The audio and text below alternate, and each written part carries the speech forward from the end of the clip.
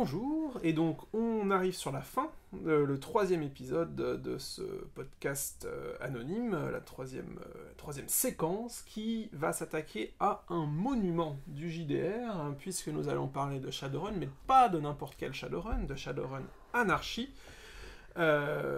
qui se propose très modestement de résoudre le problème de tous les rôlistes à travers le monde, à savoir on adorerait faire du Shadowrun mais on peut pas parce que les règles sont insupportables. Est-ce que Shadowrun Anarchy résout le problème? C'est Franck qui va nous l'expliquer. Vous avez 4 heures. Je vais pas répondre tout de suite à la question parce que la réponse n'est pas aussi facile qu'on pourrait le croire. Shadowrun Anarchy, je suis désolé. On est en France tout de même. Voilà. Bah, tu attendras la VF pour dire anarchie.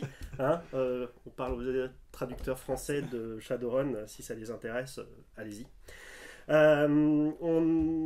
un livre de 218 pages. Je vais y aller tout de suite. Je conseille le PDF parce qu'il sera mis à jour très régulièrement. Le jeu est encore bourré d'erreurs. C'est un peu une bêta version qu'ils ont sortie. Malheureusement, ils l'ont déjà imprimé. N'achetez pas le livre. Voilà. Ça, pour l'instant, n'achetez pas le livre, c'est super important. Shadowrun Anarchy propose un corpus de règles alternatif pour pouvoir jouer dans l'univers de Shadowrun. C'est vraiment le principe de base. C'est un nouveau livre de base qui remplace la 5e édition de Shadowrun. D'accord. Alors, Shadowrun, comme tu disais, on adore tous, ça fait partie du paysage ludique mondial commun des rôlistes. Exactement. J'ai 4 éditions de Shadowrun à la maison, j'ai jamais réussi à faire jouer à Shadowrun parce que chaque fois que je relis les règles, ça paraît tellement simple à la base, on lance les D6, on compte les succès, mais c'est bourré de sous-règles, de modificateurs, d'équipements, des gens qui passent 3 heures dans la matrice pendant que les autres se tournent les pouces. Enfin, le jeu est quand même lourd. Il faut l'admettre, la mécanique est très lourde. Donc, ce livre se propose d'alléger le système, d'avoir un paradigme un peu différent, et surtout de revenir vraiment au Shadowrun, et donc de faire des runs, le jeu à mission, et de faire des parties courtes de 2 à 3 heures. C'est un thème qui revient pas mal quand même. On en a parlé il y a très peu de temps. Ouais. Et de faire des parties très courtes, un scénario, une mission, une soirée, et tout le monde s'est amusé. Pour faire ça, le système a été simplifié. On a réduit le nombre d'attributs, passe de 8 à 5, passe à des choses plus courtes. On a réduit la liste de compétences. Dans Shadowrun, il y a ce qu'ils appellent les groupes de compétences et des sous-compétences, etc. Maintenant, il n'y a plus que des groupes de compétences. C'est beaucoup plus facile et beaucoup plus large. Ce qui donne des personnages de base extrêmement compétents. Vraiment, puisque voilà, un personnage est créé avec 6 compétences qu'il possède à un niveau assez correct. Donc c'est 6 groupes de compétences complets pour un Shadowrun normal. Personnages qui savent faire pas mal de choses et qui sont vraiment très très compétents. Et de plus, les personnages sont définis par des choses qui s'appellent des cues. Donc globalement, c'est des taglines, des phrases cultes, des choses qu'ils ont l'habitude de prononcer, qui donnent une espèce de substance au personnage. Je ne m'assieds jamais dos à la porte dans le bar, parce que, etc. Ce qui veut donc dire que c'est un personnage qui peut être un peu paranoïaque et autres, et il peut utiliser son cues de façon dans une scène en disant « Ah oui, mais là on peut pas me surprendre parce que moi je suis jamais dos à la porte, j'ai tendance à faire très attention à ce que je fais, donc je vais avoir un bonus de circonstance sur l'action. » Donc c'est le petit côté un peu comme les backgrounds de 13e âge dont on a parlé dans la première partie, sont des choses assez génériques qui permettent de colorer le personnage et de donner des bonus dans des... c'est d'ailleurs rigolo quand on pense aux 2 épisodes précédents de ce podcast, de voir que dès qu'on veut essayer de dégraisser un peu et d'aller à l'essentiel, on introduit des traits un peu freeform dans la mécanique. Exactement. Comme Fate, comme ces jeux-là, où si on veut pouvoir couvrir plus de choses de façon plus générale, le trait libre, c'est quand même quelque chose de très utile. Comme dans beaucoup de jeux, les personnages ont aussi des plot points, donc des points pour pouvoir modifier le scénario, se donner des bonus, mettre de la coloration, c'est très classique. Donc on donne de la narration aux joueurs, un petit pouvoir, on va dire narratif et de contrôle sur le scénario. Et le point vraiment qui simplifie le tout, ce sont les Shadow Amps. Donc amplificateur d'ombre, enfin le terme est très général, ça couvre tous les sous-systèmes de jeu. La matrice, les véhicules, les sorts, les pouvoirs d'adepte, tout est signifié par un amp. Donc le personnage en a 6 au début. Donc par exemple, on peut dire j'ai tel type de sort, j'ai un cyberdeck amélioré, j'ai une prothèse machin, voilà. Donc on se fait une liste, et ces choses-là, comme les cues, ça va être des bonus de circonstances, ça va être par exemple si je suis mage et que j'ai un amp de sort, je peux utiliser mon sort pour faire plus de dommages quand j'utilise ma compétence de magie. Je simplifie un petit peu, mais c'est un peu le principe de jeu. Et tel que ça va se passer, c'est qu'on va lancer, comme d'habitude, caractéristiques plus compétences, nombre de dés, sans plus. Et tous les modificateurs de circonstances, tout ce qui pouvait être utilisé avant dans le jeu, ça se calcule de façon très très simple. Ça va être difficile aujourd'hui. Bon, c'est pareil, il y a quelques modificateurs de blessures, il y a des choses assez claires, mais on n'a pas tous ces listes de modificateurs, tous ces cas, tous ces compliqués. La plupart du temps, c'est soyez logique, faites avancer l'histoire. On est là quand même pour que vos runners fassent la mission.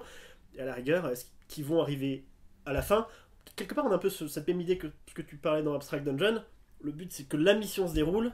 On verra à la fin s'il leur reste assez de cartouches pour on en revient à cette citation célèbre de Gygax sur le bon sens et l'imagination qui valent mieux qu'un set de règles de 3 tomes. Tout à fait. Ouais.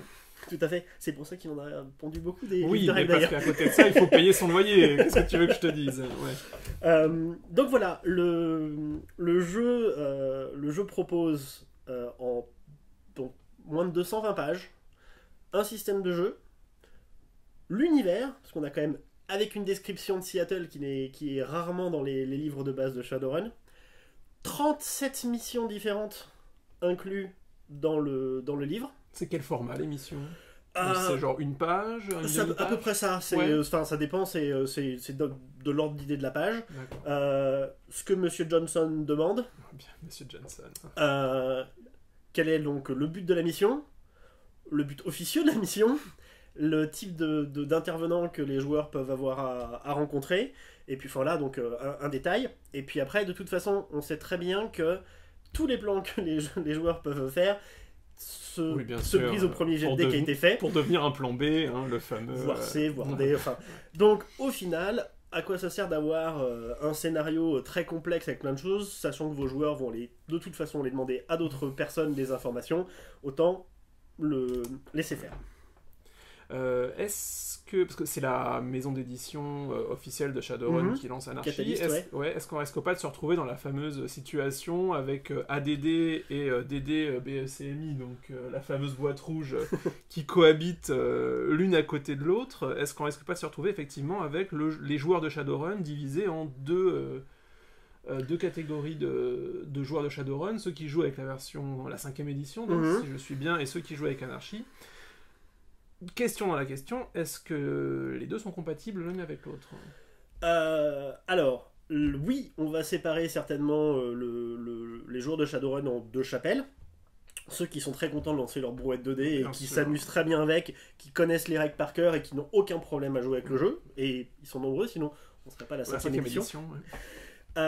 Et d'autre part, ceux qui s'intéressent à l'univers de Shadowrun, qui est fabuleux, mais qui, comme moi, n'ont jamais pu... Donc, tu n'es pas seul. Et donc ils ont fait quelque chose de très bien à la fin du livre, c'est une conversion entre les deux systèmes. D'accord. Dans un sens et dans l'autre. Shadowrun Anarchy ne devrait être que un livre de base. Et c'est déjà pas mal. Voilà. C'est vraiment le but, c'est de fournir un autre livre de base alternatif, en expliquant comment on passe d'un personnage à l'autre et comment on transfère les choses. Et donc si j'ai envie, je vais citer un nom qui est évident, mais si j'ai envie de me faire la campagne Harlequin avec Shadowrun Anarchy, avec un peu de boulot, mais de façon très raisonnable, c'est faisable. Oui, voilà. Ouais, c'est le but. Alors, c'est valable, surtout quand on voit le principe, c'est de reprendre tous les scénarios de la campagne Harlequin et de se poser la question comme dans l'émission, c'est qui est le méchant, qu'est-ce qu'il veut, pourquoi on a envoyé les joueurs, et qu'est-ce qui risque de mal se passer. Quand on a répondu à ces 4 questions, Roule et jeunesse, on peut, Ok, on mais peut se lancer. On peut jouer en campagne, les personnages peuvent progresser, on à n'est fait. pas condamné au one-shot. Non.